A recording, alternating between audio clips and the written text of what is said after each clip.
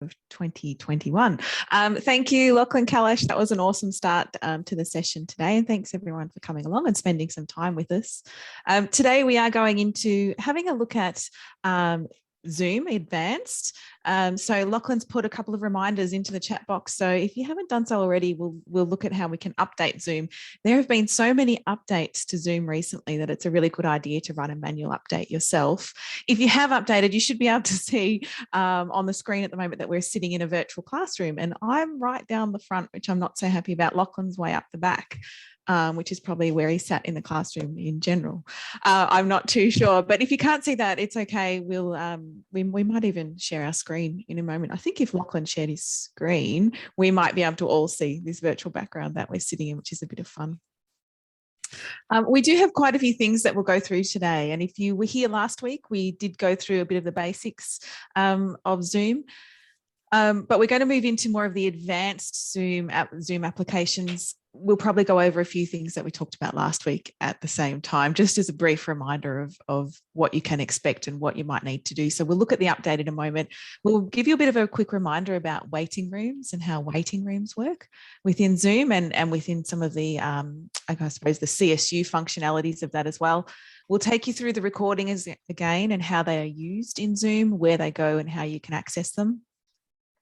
And then we'll look a little bit more at some of the Zoom portal settings, how it works within your Interact 2 site. If you're teaching this session, a little bit about taking attendance, because that always pops up as a question of concern. There's a couple of options of what you might like to do. We'll also look at breakout rooms. And again, breakout rooms have had some updates recently in Zoom. So there's quite a few new things that we can do with breakout rooms, which has made them really quite useful. Even more useful than they were previously. We'll look at polls. There's so many things we're going to do here. A little bit more about screen sharing, and we'll talk a little bit about the Zoom mobile app, because it does come in handy at times when you're teaching online. So there's a lot of things there. We will try our very best to get through them all, won't we, Lachlan? Sure, because we always do. We always do. We always do. Absolutely. I'll share the slides one more time if it'll work. Might not. I might get you to try and add them for some reason. It's blocking me. All right. So look, the thing that we were talking about at the beginning was this view of a lecture theatre that was sitting behind as a wallpaper. So it was a type of an engagement technique, if you will. And that's another fairly recent change to Zoom. So that we're all on the same page, I'd like us all, if you haven't done it, just to go through the process of updating Zoom to make sure you've got the latest version, because it has updated 4 times in the last month. It's crazy. So if you can find the Zoom icon on your desktop, on your computer, open it up and you will be looking at the Zoom desktop application. That's this box, which should have a little profile picture, whatever yours happens to be, in the top right-hand corner.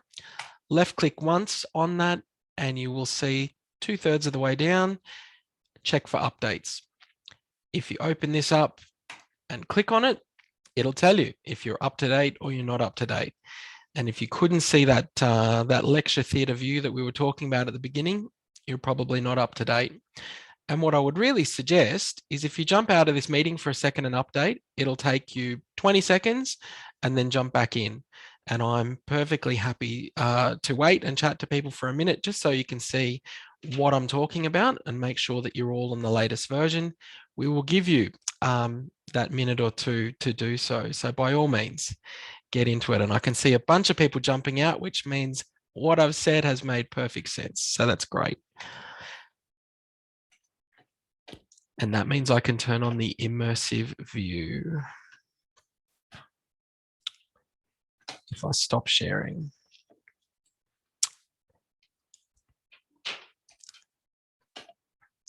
For those of you still in the room, I'm going to assume that you can see the lecture theatre. Feel free to stick that in the chat pod. Thank you for the reactions.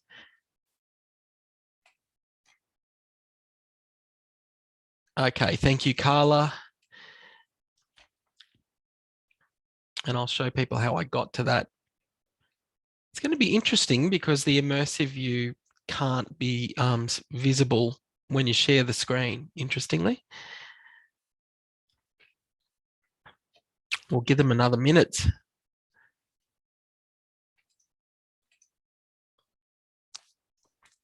And while we're waiting, Lachlan, is it random allocation? I'm curious because I'm still up the front. I'm not so keen here, but is it a random allocation of where you end up in this virtual classroom? Can you not click on your image and move yourself around?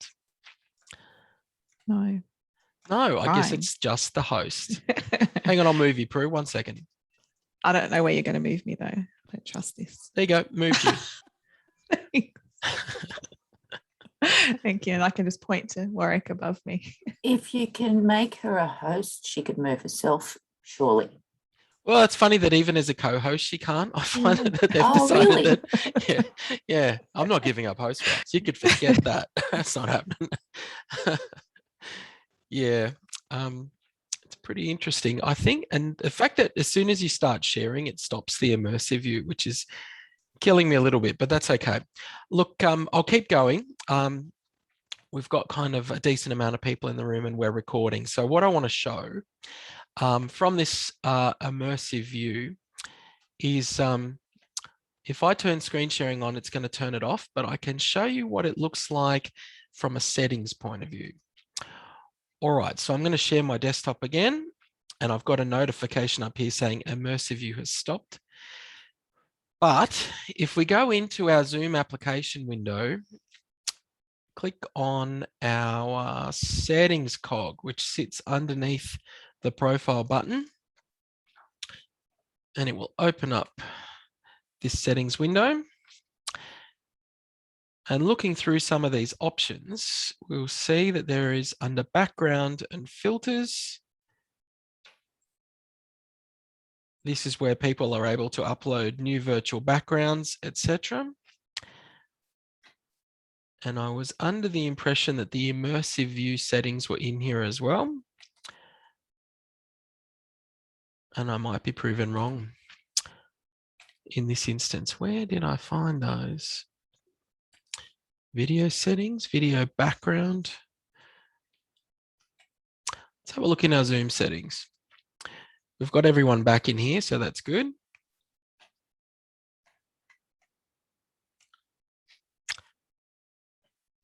Sorry, I'm just locating that immersive view. I'll turn it on again now that we've got 25 people in. I'm sorry to interrupt you. Just one quick question. During the update, they said, your automatic Zoom updates turned off. Contact your administrator. Yeah. So the institutionally, CSU does not force its users to update. And there's certainly the question about whether or not we should or not is raised pretty often. I think it's a good idea, but at the moment it is turned off. No. I mean, I can't update. When I do the update, they just block me. They said, contact your admin. Automatic updates or just updates? Oh, they say check for automatic update. Automatic update. Yeah. All right. But that's different, right? I might get you to send me an email about it so I can look at your settings offline anyway. Thank you. Okay, so look, I'm not going to spend too much time on this morning, but what I want to point out is that one of the options once you update is called the immersive view, and that is what we were talking about with the lecture theatre as such. And the immersive view allows you to put all participants into one of a number of different settings, and I'll allocate a bunch of you in to the room if they've got videos on, etc. Like we're in this lecture theatre at the moment, and the host is able to move those people around. The reason, for example, that Prue, Warwick, myself, for example, have no background behind us, behind the chair, is probably because we use virtual backgrounds as well. Otherwise, you get kind of that office-like look behind you. Some of the other immersive views, if I go in and change some of those, let's find, there's a gallery, for example, or if you're sitting in there and you get a number of people in, maybe you've only got a smaller number of participants, and the host is able to manipulate whose picture is where. So I could turn around and put Warwick there, for example.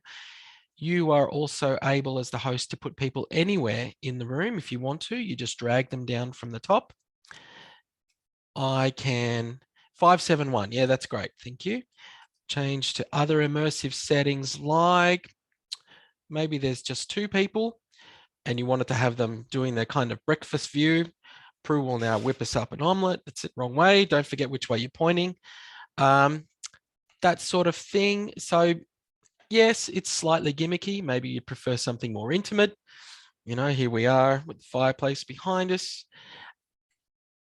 I think it has potential to interest people a little bit, and maybe it could be appropriate for a task, or maybe you would like to upload your own image as the background and then move everyone's face around. Hello, Julia Roberts. Prue, you can control the music over next to Julia's Walkman. All right, so you can upload your own images and use it in the immersive view, as well as use some of their preset settings. So they've got a couple. You can upload more. And again, play around with that if you like. The host has the control in this instance with the immersive view, but for people to be able to see it, your participants, they've got to have updated. So I think it was 570 that they brought that in. It's updated again since then. So you'll see now that, you know, it's important that you stay on top of Zoom updates. I would suggest that you probably look at it once a month. Yeah, that would be my suggestion. All right, enough of the immersive view. Let's get into the slides as such. So I'll move you off the screen and we'll look at some of the other content. Share screen, let's do that. As usual with our sessions, please, by all means, use the chat pod as much as you like, and Prue and myself will get to you. A quick reminder about a couple of points about how Zoom is set up at CSU.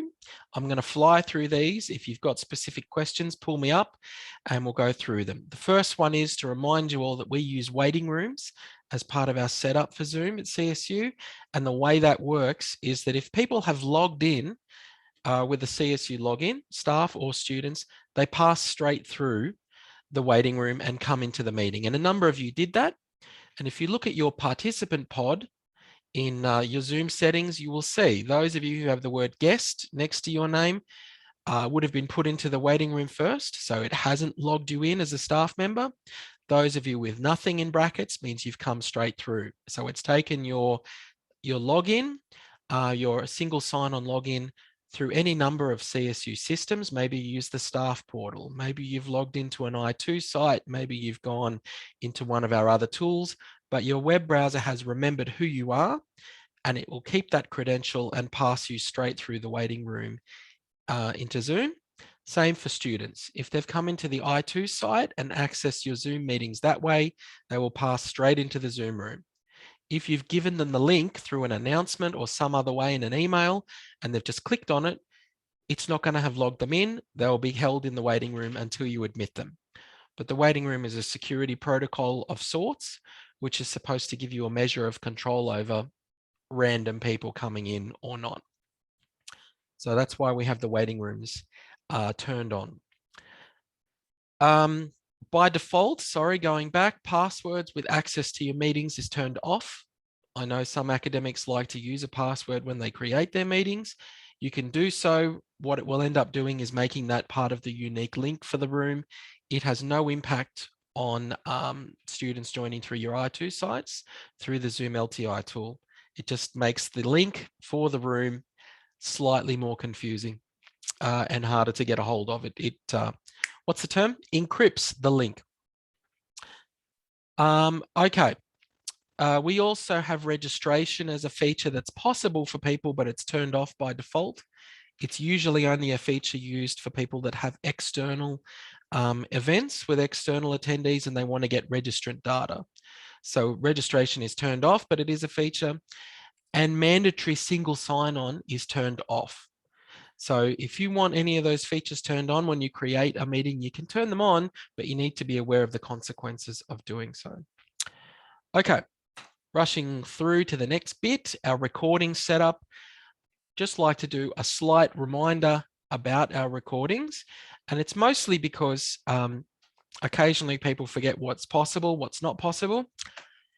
When we go to access our recordings, by and large, it will happen in two places. One of them is in a subject site through the Zoom LTI, for example, the portal. So if you're looking at the Zoom online meeting Zoom tool in a subject site, once the tool launches, the recordings for that session, if they've been made in a meeting from this tool, will appear in the Cloud Recordings tab. You get an item, the number of files at the top level. Students can click on that. And depending on your settings, they will get one of three files, one being the video recording, one being the audio recording, and the other one potentially being the transcript. If we hit recording, it'll play back the video. And that will play within the browser window, and the student has the option to hit download and get the files that are associated with this. So an MP4 video file, an MP3 audio file, a transcript if you've got transcripts turned on, etc. Hosts or people with host access, which is all instructors in the subject site, can turn on the scissors, which are underneath the recording, and then change through these handlebars what we call topping and tailing, the start and the finish points. So you could move the start of the video to 2 minutes 48 if you wanted to, trim the video short at the end.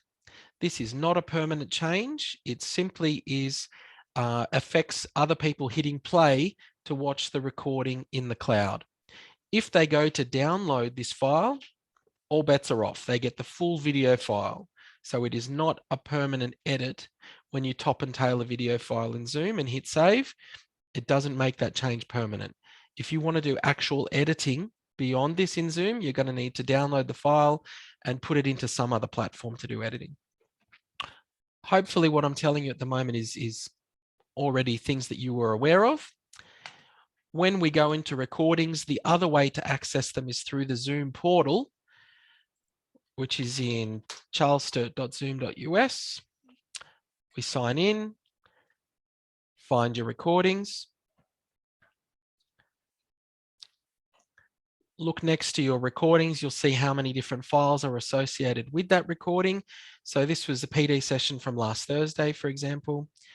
We open it up, we get a breakdown of the recording file types. So there's the speaker view video, the audio, the transcript, and a chat file for me. Over to the right, I can download each of those individual files if I want them locally. I can get a hyperlink to each of those individual file bits. I can delete them. I can also delete the whole thing further up. I can click the pencil and change the name of the recording. If you change the name of the recording here in the back end, it will update it in your Zoom LTI in your subject site. This is the only way to change a recording name. You can't do it in your subject site. So this recording, for example, that Kim had going on in her subject site, if we go back, you'll see it was the name of the recording was Kim Bailey's personal meeting room, for example. We can't change that here. The only way to change the recording name is in the back end, going into the recording settings and hitting that pencil and changing the name. At that point, it will automatically update the LTI. Okay, so that's a useful tidbit if your recordings need to have distinct titles, maybe they have distinct topics, etc. Okay, is everyone okay with what I've covered to this point? I know I've raced through relatively quickly. Anything from you, Prue? No, all good, LK. Sorry, one question. What if we decide not to upload a recording? What if you decide not to upload it? Well, this is a good question. If you've launched, let's say that you've got your Zoom meetings all sitting inside your portal, inside the LTI. If you've run a meeting from in here and you hit record, it is automatically going to appear in here. It's going to be there. Okay, now if you want it out of there, you're going to have to delete it.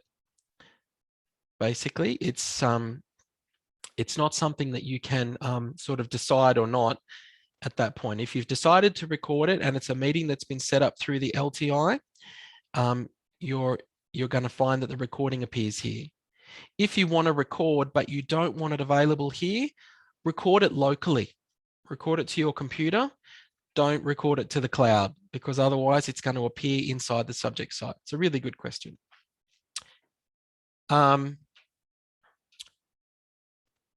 right. So, and again, if you have issues with a recording that's in here, by all means, you know, remove it, but back it up somewhere. Yep. Download a local copy or whatever, but it doesn't have to be inside here. Yep. It's a good question. Okay. Rushing right along.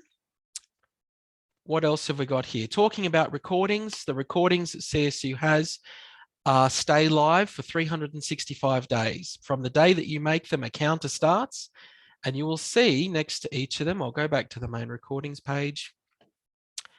There's a column here, auto delete in 360 days, 58, 54, 53, etc.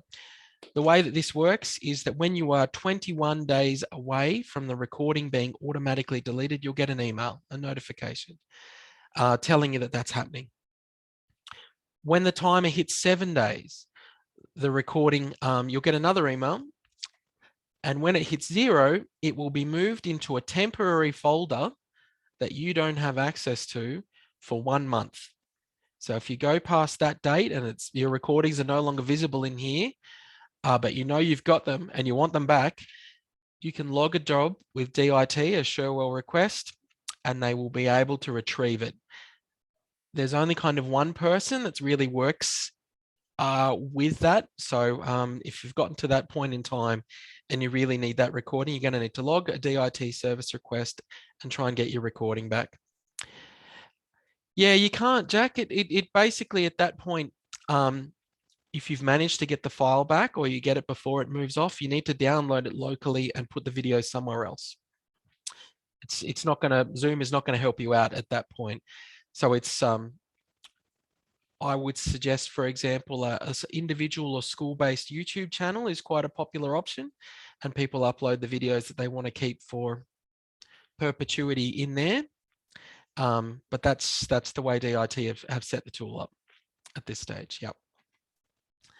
They won't change the institutional settings for how long recordings are held onto at this stage, and it's got to do with storage caps. I think they're monitoring it for 12 months to see whether or not we go close to our institutional cap, which is pretty huge, but at the moment, that's what the settings are. It's a good question. Okay, that's recordings. I will keep moving. Let's go into the Zoom portal. Well, we had a look in there. The one thing I did wanted to point out in, sorry, good point in the chat pod there. Wes is using SoundCloud to back up the audio tracks. That's good, except you've got to pay for SoundCloud, of course, but we won't get into that. It's a good idea. Zoom settings that I want to look at today. The particular one I want to look at in your settings is to do with your notifications. When you go into your settings area in the back of Zoom, there are a lot of settings in here, and there's no way I'm going to go through them all today. But the one I do want to draw your attention to, the one area, is under email notifications. There's only a few, so we'll just look at this briefly. You've got here that I've got when a recording's available, I get an email. By default, what's turned on is send a copy to the person who set up the meeting. Okay.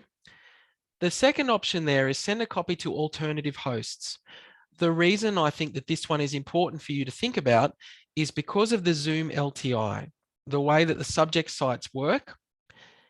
When I'm looking at Zoom inside this subject site, every other instructor who's been added to this subject site is an alternative host. So you might have set the meetings up, but you might not be the one running the meetings. So how do those people know that there's recordings available?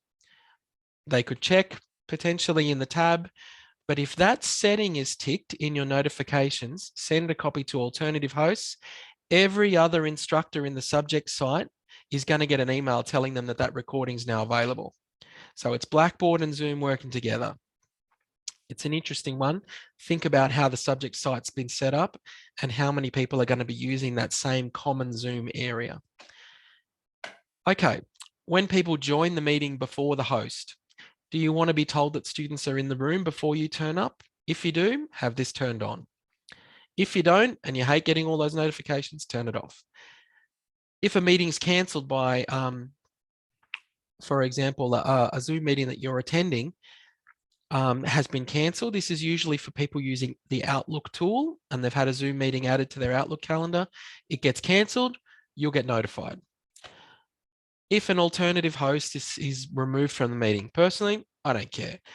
So I have it turned off, but maybe you really want to know.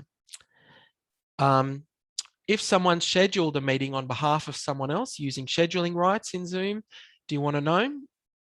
Well, if you're the person that it's been set up on for example, you probably want to know. And when the cloud recording is going to be permanently deleted. At the moment, you have control over that setting. That's the 7-day notification. I have mine turned on. Make sure you check that yours is turned on. Otherwise, you won't be told. It'll get deleted. So you need to make sure that's on. It should be on by default. Okay, that is the one area of the settings I wanted to draw your attention to today. Moving right along. The Zoom LTI. I don't know that we need to spend more time on it today, but I will point out that if you've got particular questions about the way this tool works, by all means, raise them in this meeting and we'll talk about them, or you can hit up Prue or myself and we'll talk about it. The one thing I will point out within the Zoom LTI tool in the subject site, we had an issue a week ago where for some reason, let's say that there was a setting that was updated that impacted everyone's ability to create new meetings in here. No one was able to schedule a new meeting in this tool. It stopped working and it was offline for about a day. The workaround at the time was to use these 3 dots over on the right-hand side, which is an import function, import meeting. And if you've created a meeting in your back end of Zoom and you've got the meeting ID, so if I go to meetings and I said, oh, I've got this meeting happening over here, I want to bring it in, you can copy that meeting ID and import it into your Zoom LTI, into your subject site. You can only do it once. You can only have one set of meetings associated with a subject site. You can't have that same meeting imported into another subject site. And this is what I get asked every session for people that have 2 subjects, for example, and they want the students both coming into the same meeting. It's usually when there's a postgrad offering and an undergrad offering and they want them all in the same area, for example. You can't actually share a Zoom LTI meeting like that with 2 different people. You'll have to give them the link to the meeting separately in the other site. So I'm not sure if that makes sense, but you can't set up the same Zoom LTI in 2 different subject sites. The only way to get around that is to merge the subject sites. If they're merged and you've only got the one parent site, you can both share the Zoom LTI. That's the best way to do it, but people have fairly strong opinions about whether or not they will or will not merge. Anyway, that is one aspect of the LTI which may or may not be useful for you to know about. Okay, attendance. Fascinating stuff, I know. Some people want to know who are in their meetings. There are 2 ways to do it. There's the easy way, which if you're using your subject sites and you've set your meetings up inside the Zoom LTI, you can get meetings, meeting data. Let's find a subject site, 113, that'll do. After a meeting has occurred in the LTI, it comes off the first list and you can find it under your previous meetings tab with all the dates, the topic, etc. And over on the right-hand side, you get this lovely thing called a report, which you can click on. Let's go to one a bit earlier in the session. And we get a view of the meeting report here, which will give us name, how long they stayed in there, for example, email address. It's a brief view. You can export that into Excel as a CSV file so you can get your attendee list that way. That's the quick and easy way of getting an attendee list for any of your meetings, as long as you've created them inside the LTI. If you've used any polls in your meeting, and we will do a poll in just a second, you can get the report for those polls in here, which will collate your answers. Remembering that the poll tool in Zoom is amazingly powerful, Not really. And it gives you multiple choice questions, and that's all. But if you want to get the data from those poll responses, you can get the poll report here. Okay, and when the person hasn't used polls, there's no data. That's the easy way of getting attendee data. The other way is through the back end, through your Zoom portal, and you go into your report section. Mine looks slightly different to yours because I've got higher permissions in Zoom, but basically what you're looking for is in the report section, we're looking for an active host type of meeting. I'll just get to the view that you guys would see. I'm going to look for meetings that were made by me in the last week, for example.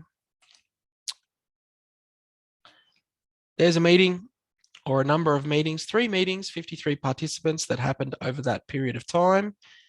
If I open it up, it will show me each of the 3 meetings that I had. And if I go over here to the right-hand side, there is a linked participant number. I can click on that and it will give me, I'll move the Zoom share thingy out of the way. It will give me the participant information, the same as the report. And you'll see it also gives you another column or 2 to do with whether they logged in as a guest or not. Okay, so you get participants, how long they were in there, and you can export that data again into a CSV if you need a report. All right, so there are 2 ways to get attendee data, and I'm not really going to spend any more time on that. Polls. Let's do a poll. Has everyone used polls in Zoom before? Reactions, chat pod, anybody? Bueller. Thank you, Warwick. Warwick's used it. Thanks, everybody. Let's do another one. I'm going to launch a poll from my taskbar down the bottom. Here's a poll. It should be appearing inside your Zoom room. I'm going to stop sharing.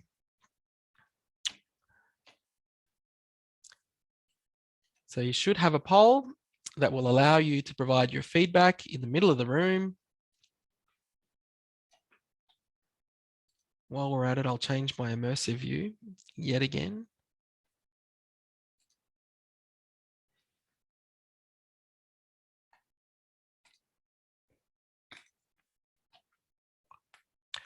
Okay, so if I share my screen, I can see, for example, as the host, the polling's still in progress. It's been going for 40 seconds. 15 of the 30 people in the meeting, or 50%, have voted. Now it's 17. We had a question about COVID and best ways to breach the lockdown rules. And these are, of course, all true and have happened inside the last week and a bit. If I share my screen, that's one way of sharing what's happening inside the live poll. By default, your attendees cannot see the poll results until you stop the polling, until you hit that end polling button. When I do that, I can see 21 people out of 30 have voted. It's summarized the scores. It's given me the number of people with each response, and that is a percentage. I can end the polling. And at that point, I get the option over here to download the results, to share the results with the group, which I will do, or to relaunch the question set again. Share results. And now if I stop sharing, you as participants should be able to see the poll results in the room. Can someone indicate that that is indeed happening? Yep, thank you very much.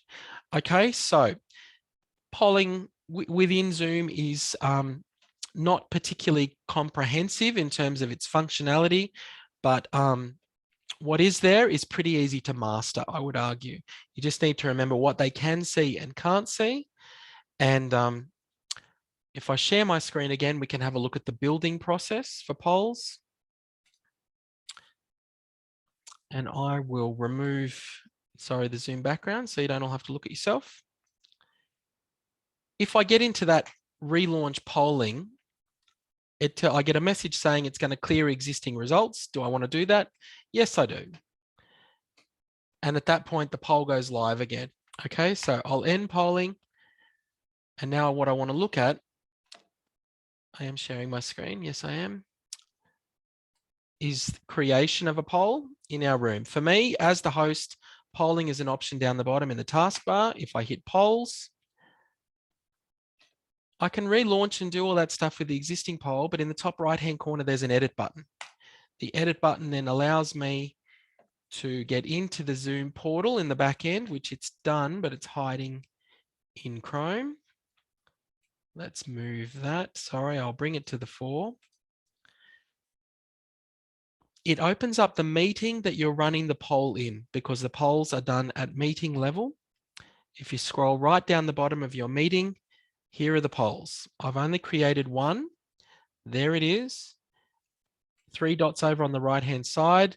I can either duplicate it if I wanted to use it for something else or modify the same question set, or I can delete it, or I can click on it and have a look at it. It won't let me edit it. And the reason it won't let me edit it is because we're in a live meeting with the poll going. It's there, so I can't change it. I can add others, and this is the same process for making new polls. And it basically asks for a title. This is not shown to the people in the meeting. Then you get to add in your multiple choice question and add as a number of options. So I think it goes up to 10 or 11 options in the poll. And you'll see that they can either choose one single answer, which we would call multiple choice, or drop down to what they put as multiple choice, which is absolutely a misnomer. This is multiple response. So if you want people to be able to choose multiple things from the list, you need to choose this option here that says multiple choice. But unfortunately, our colleagues in the United States don't seem to understand the difference, right? Multiple choice means you choose from multiple possibilities. Multiple response means that you can choose more than one. That's it. And you can add a number of questions into your question set and turn on, for example, the anonymous setting if you don't want participant names appearing next to results. Okay, that's it as far as polling goes. Let me check the room. And Prue, any questions so far that I have glossed over? No, I think you've covered everything, and it's always good to have a go at polling before you decide to use it in the classroom, just so you know what it's capable of and where it might be better to use a different type of polling tool, which we'll look at in a couple of weeks' time as well. Yes, good point. Good point. All right, moving right along, because I know time is getting away from me, as it always does. Breakout rooms. Look, these are always, everyone wants to know about breakout rooms in Zoom, and most of these tools, for example, they want to know how they work and how to be more comfortable and achieve some level of mastery with them.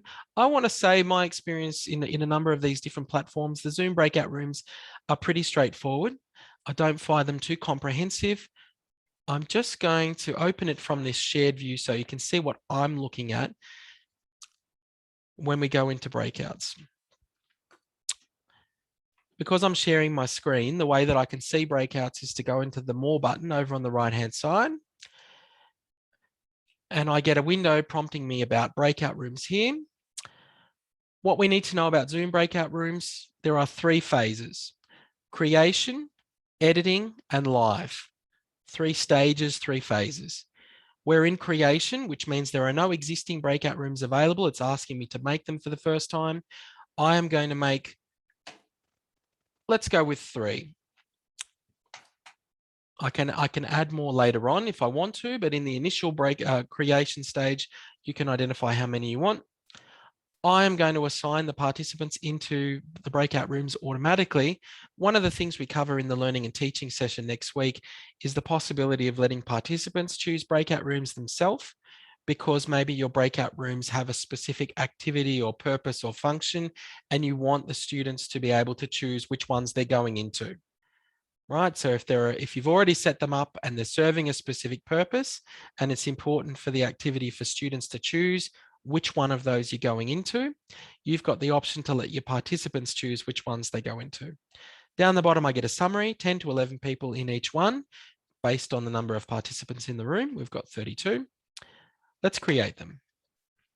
It gives me a summary. Again, this is now the second phase, which is edit. it tells me that they haven't started. We're not live.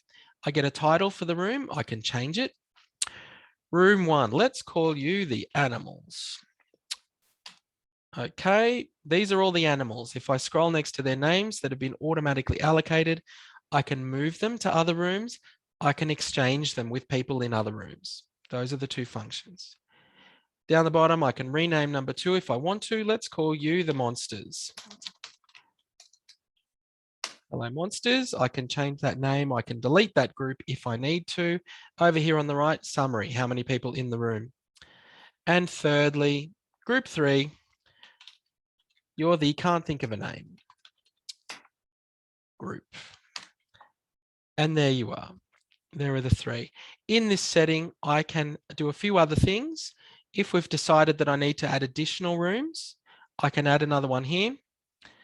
I can also recreate my setup of breakout rooms. That one doesn't get used too much. If we click on the options in the bottom left-hand corner, you can toggle on some of those settings that we got given initially. So if you've missed it in the first instance, that ability for people to choose their rooms, you can toggle it on here in the edit phase. Do you want people to be able to jump out of the rooms and come back to the main room at any time, or do you want to leave them in there until you decide as the host to close the breakout? You've got control over that, you decide. I think by default it's off. Okay, at the moment we've got automatically assign, but not only that, when we launch the rooms, I want to push everyone into the rooms. I don't want to wait for them to get an invitation saying, Warwick, you've been invited to group number 1. Click this button to join when you feel like it. I don't like that. When I start them, I want everyone in there. That box needs to be checked. Breakout rooms, for me, you've got an option to close them after a specific time. You've got a few options in here, but basically think about the activity, how long you want them running for. If you just want people in there for 5 minutes, make it 5 minutes, etc. Or you can turn it off and they will stay there indefinitely. Do you want a notification when the time is up? Well, maybe you do, maybe you don't. As the host, you've probably got a pretty good idea. And when you say we're closing the rooms and you click the button as the host to close the rooms, do you want a countdown? And that will show in the rooms to people how long they've got. So for me, I have it set for 30 seconds. All right, those options are fine. I'm still in edit phase. Let's open the rooms and all of you will be thrown into one.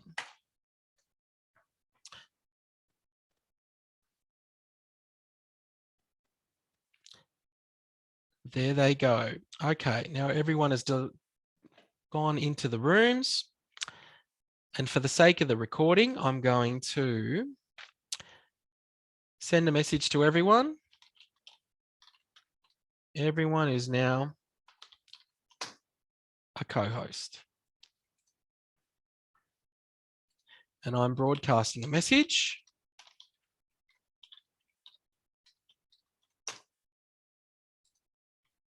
And showing you a new feature.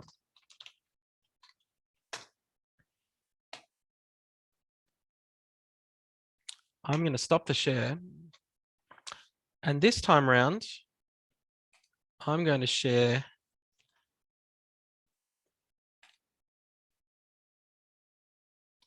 using my share to breakout room feature.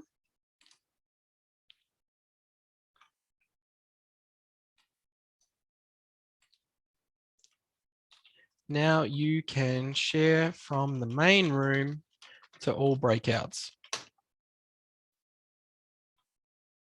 Notice that there's no sound.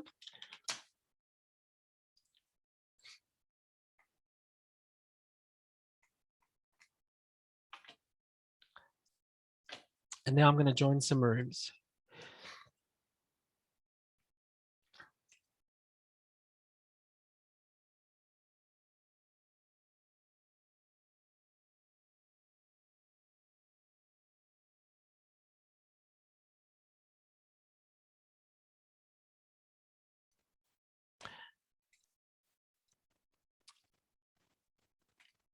Okay, I'm going to join.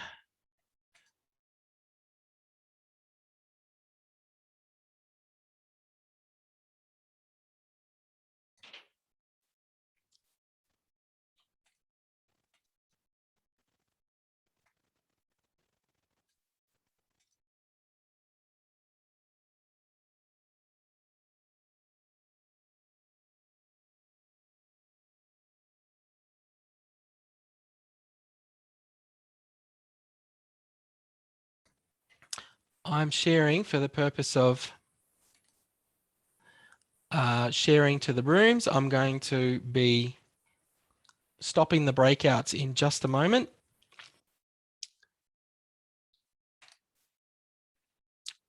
Okay, so I'm now sharing from to all the breakout rooms. Should be able to all see the content, for example.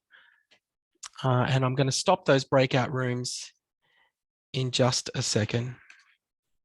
Stopping them now. Everyone's gotten a message and you'll all be rejoining me in 30 seconds.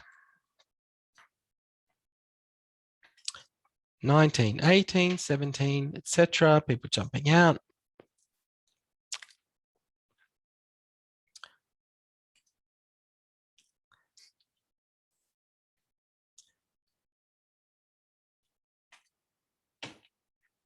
All right. Just make sure everyone's with us.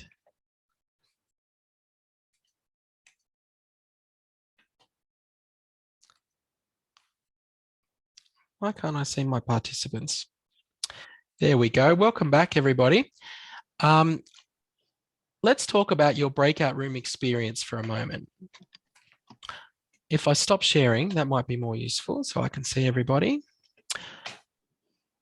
What did we notice? What was particularly unpleasant? Okay, the shared screen function, etc. Would anyone like to weigh in? Lachlan, is the recording a breakout room a new thing? I didn't think you could record in a breakout room, or if I'm just not seen it before. It's the only way that you capture what's in a breakout room is to launch a recording from within the breakout room, Kathy. So that's an excellent point. Okay. We get asked all the time, why can't I capture what's in a breakout room? Yeah. The main recording won't get it, but when you launch breakouts, everyone in the breakout effectively is a co-host, which means they have recording rights, which means they can turn it on. So quite often staff will say, I want the students to record what their group is doing, etc. Well, they can launch a recording unless you've disabled recording for co-hosts from their breakouts. Cool. So if they're doing group work and they want to record it, they can just do that themselves. And where does that recording go to? Goes to them. Goes to them. Okay. Cool. Yep. Good question. Yeah, they get the recording. You don't get it. Yeah, okay. Any other comments, points, questions about the breakout room experience? Lachlan, we did have a good question around pre-setting of breakout rooms. Is it possible to organise them beforehand, and what might that look like for students? What are your thoughts on that? Because it is possible, but it can be problematic. It's possible, but you're absolutely right. The main problem is you can preload breakout rooms with students, for example, before the meeting even starts, but it is entirely dependent on every one of those students having signed into Zoom and logged in using their CSU login, which doesn't happen just because they've gone through the subject site. This is a separate thing because students have a CSU post office email account, and that's what's verified against Zoom in the back end. So I mean, I don't want to get too much into the detail. I just want to say that each time I've seen us try to get it to work, it's failed horribly. The pre-creation of breakout rooms. I understand in principle why it would be nice, but it just hasn't worked out particularly well because of the way that that we've set the tool up. Yeah, it's a good question. Quick question around the breakout rooms. Sure. So say, for example, when you started to share your screen and we could all see it, but we couldn't hear you, say in an example of where you break students into breakout rooms and watch videos for scenario-based learning, can you still share computer sound and they can hear the sound within the video recording? Doesn't work, Tani. So no audio at all? No, not at this stage. It's a new feature. All it allows you to do is to share the motion rather than the sound. Okay. Yeah, it's I mean, look, I'm going to say Zoom has been absolutely prolific in their updates and adding features and don't show any signs of slowing down. So I think that will come relatively quickly, but at the moment, this has just been added in. And for those of you who were not able to see the shared screen in the breakout room from the main room, it's because you haven't updated Zoom yet. Some of you were here at the beginning when we all did it, others not.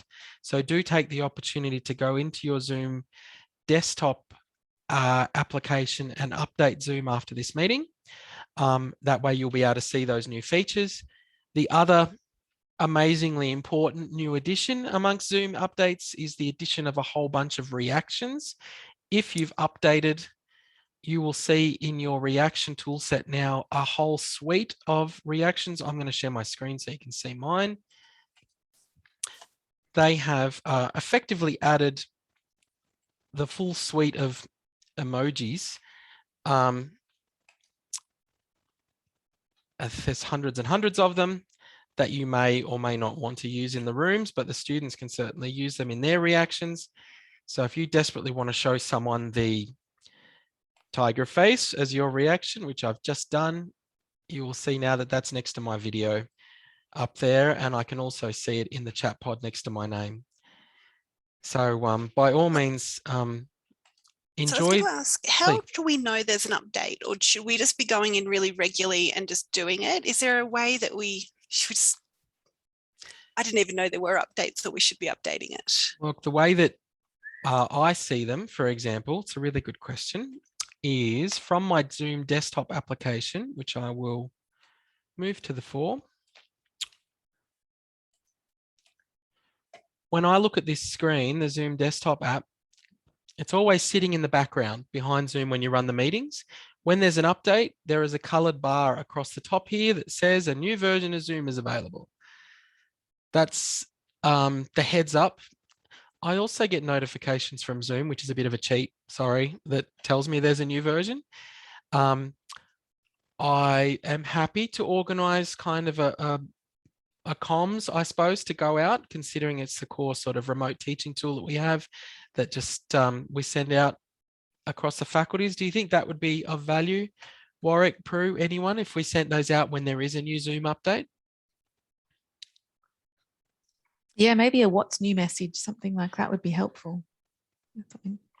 We all read what's new.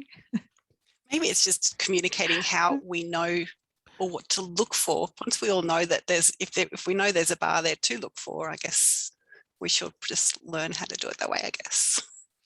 Yeah, I feel like there's a notification setting as well to do with Zoom updates, but it might be at the account level. I'll dig into it and have a think about it. Thanks, Kathy. All right, now, of course, time is running away from me as it always does. So let's see what we've missed. Talking about screen sharing, I will do an absolute fly through of this. When we go to sharing screens, the options available have changed yet again. And I want to point out that the breakout room sharing has to be started from here. So you launch breakout rooms, and then from here, there is a button that says share to breakout rooms. So what I might do is if I launch breakouts, but don't send you to them, so you can see what I'm doing here. Breakout, breakout, breakout. Let's have a look. Turn off the option that sends everybody into the breakout rooms. Okay, don't go into the breakout rooms when I launch them. That's what I'm going to say here. Open all the rooms. And now you can see share to breakout rooms. There it is, right there. So now I can choose to share the options from here into those breakout rooms. No sound. Don't be confused by any of these things being available. It will not work. That's the box you have to tick, and it will send it to the breakout rooms. All right, closing all the breakouts. Other options in sharing. Again, the one most commonly used by everybody is to share the one common screen. Allow me to move our Zoom room off from the background so that we're not all looking at ourselves.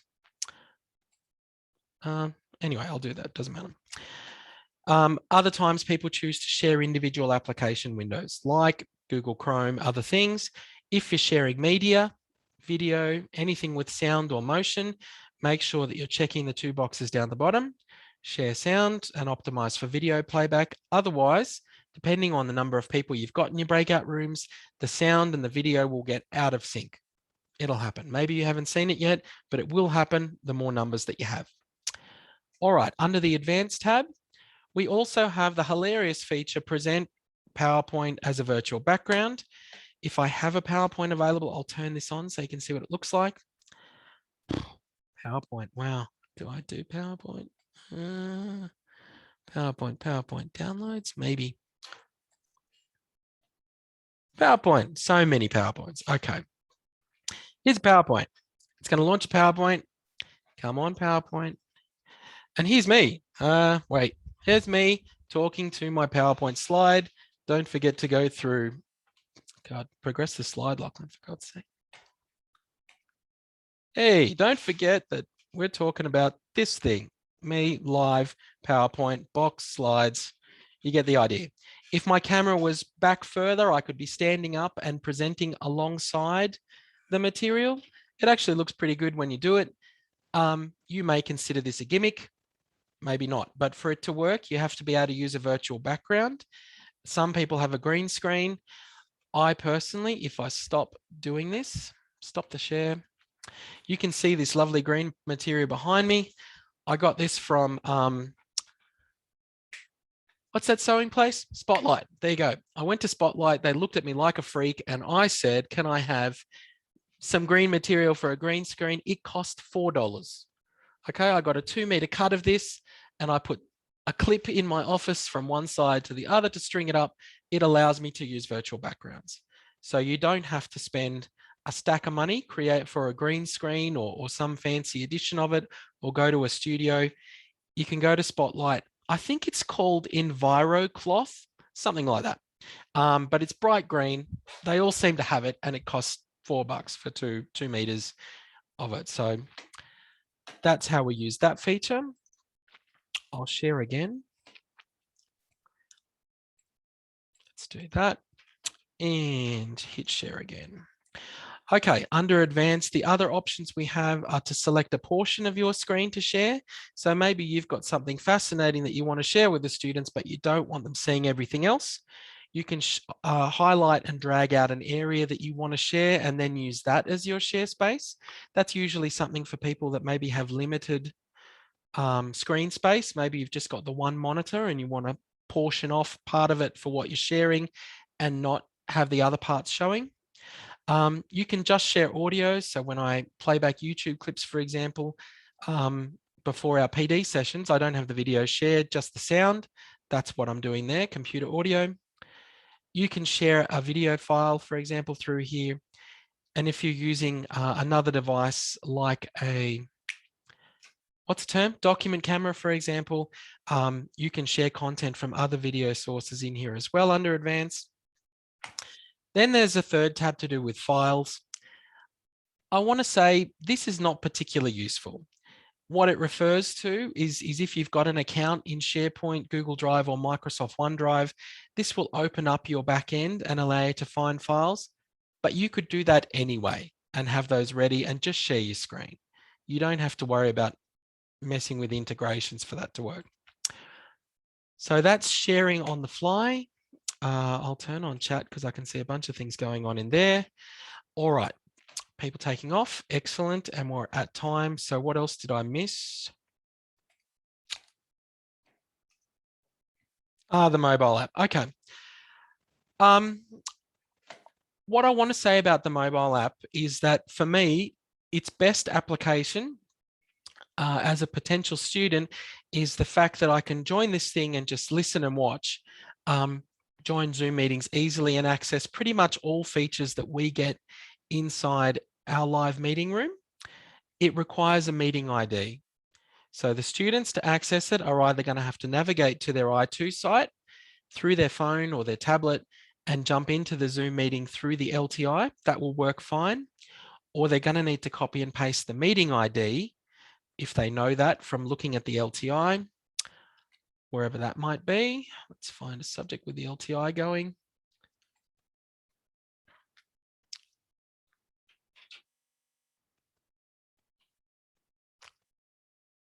Come on.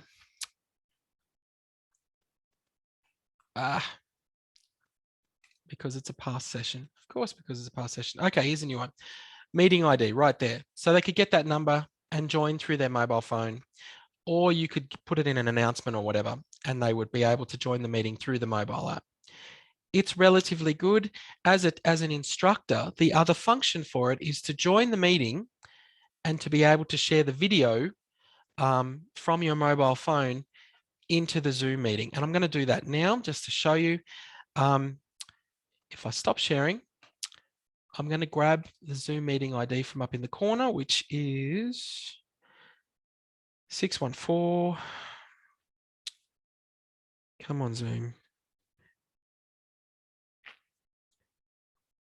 Let's do that. Join 614